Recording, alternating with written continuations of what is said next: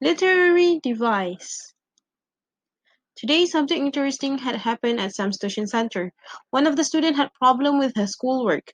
After his math class, he went to meet his friend who just finished his literature class and had asked for his help. After explaining his problem, his friend agreed to help him.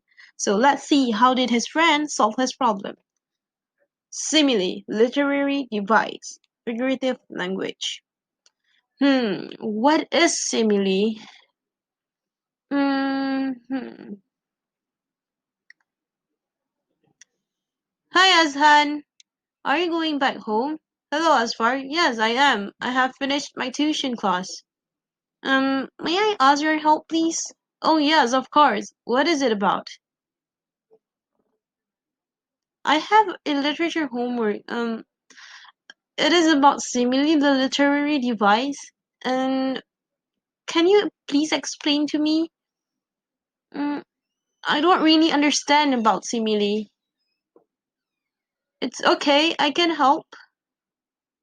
But first, I want you to watch a video. In the video, it will explain what is simile all about. Then I will help you with your homework, don't worry. Azhan then pulled out his tab from his bag and passed it to Asfar. Asfar took the tab and watched the video. Simile, figurative language. Simile is a figurative language that describes something and compare it with something else. The comparison made using words like or as. It shows similarities between two different things. Similes find or perhaps create similarities in typically different things. There may be no real similarity between the things compared, such as a girl and sun. Here, her smile is bright like the sun. In this sentence, it's comparing the woman's smile and the brightness of the sun. And these two are totally different, and it has no real similarities. The similarities highlighted by the writer are based on the usage of matching adjective, which is bright. So, simile in literature. Here, a poem that uses simile. Harlem by Langston Hughes. What happens to a dream deferred? Does it dry up like a raisin in the sun, or faster like a sword and then run?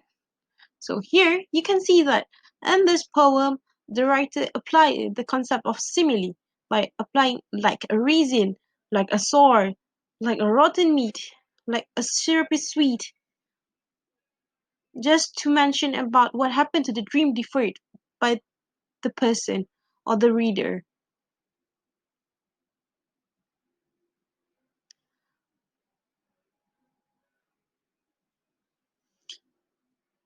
Here, the poem becomes more interesting rather than just writing a bland sentence or stanzas.